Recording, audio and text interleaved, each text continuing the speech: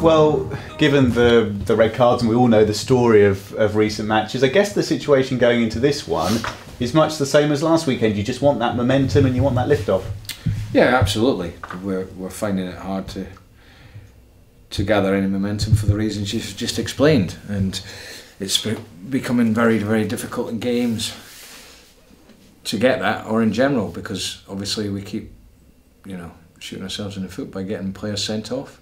Saturday we were in complete control of the game, and the one player you don't want brought off is Ivan, because what they did then was quite sensible. He was just pressed right up against us.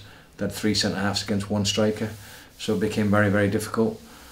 We changed it at half-time, and we were unlucky not to get a draw, I think, in the end with some of the chances we had. But it's proven very difficult, but we have to maintain the positive attitude, and that's something I always remain with the players.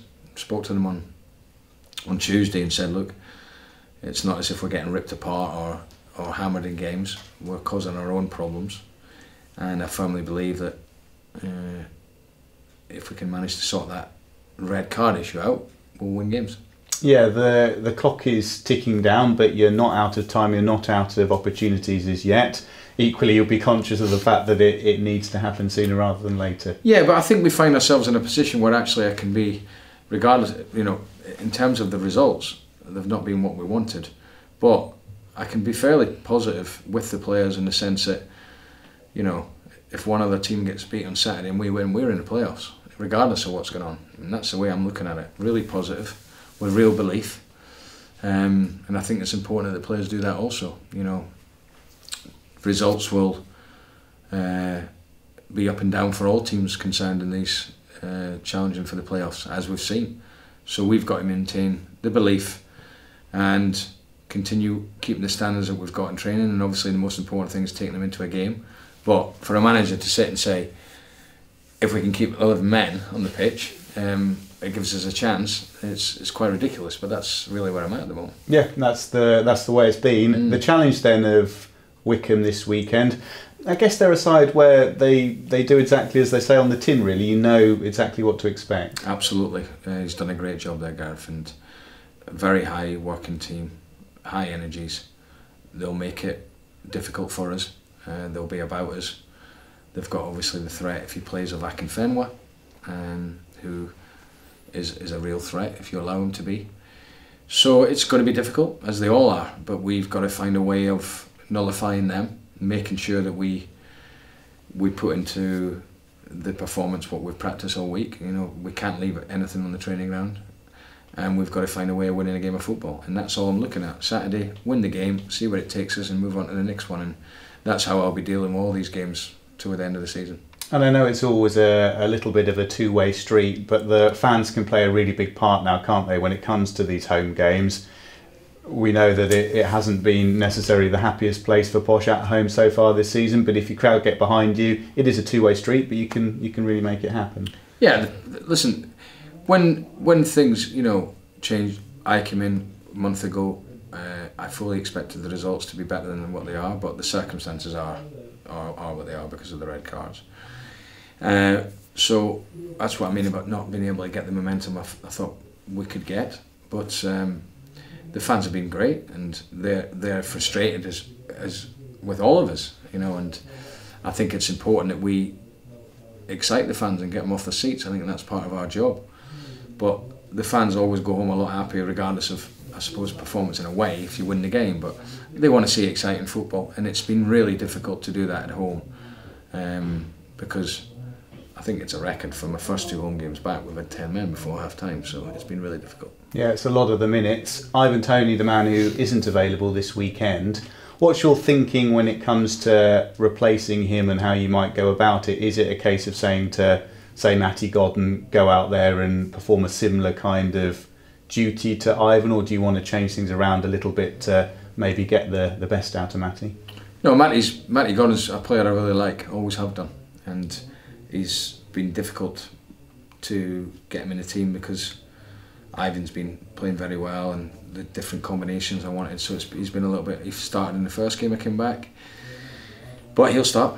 he'll play, and it's a good opportunity for him. And as strikers all know, if they take their opportunity and start scoring goals again, Matty in particular, I feel, then I think he can go on a run because he's got the ability. There's no question. Yeah, and with Matt Stevens scored a couple of goals once again in midweek, and I guess by the very nature of the situation, he must be in your thinking because you haven't got that many out and out forwards available. No, in terms of out and out forwards, as in proper number 9s, then Matty would come into that bracket, Matty Stevens. Got to be careful with him though, because he's only a young boy, you know, and there's a lot riding on these games. But I've never had any problems sticking young players on.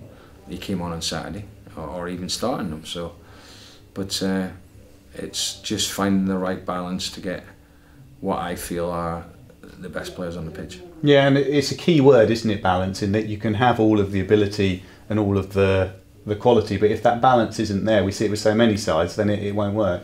Yeah, the balance is so important.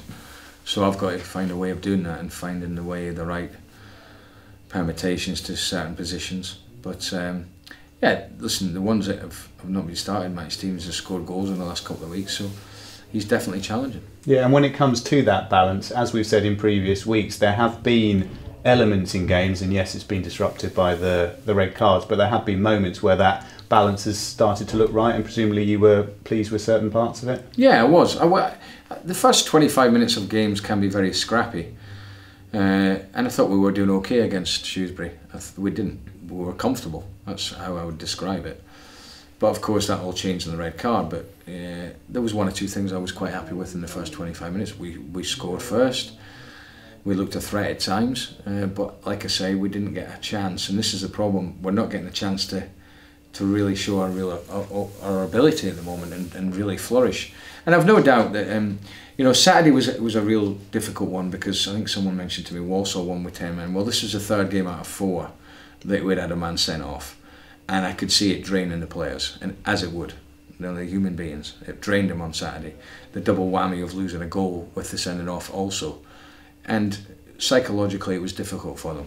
They had a right go in the second half. Their red card helped us, but you know, we can't continue doing that because it will drain the energy out of the players, regardless of what you do tactically. Is Danny Lafferty any closer to being available this weekend? Danny's fit.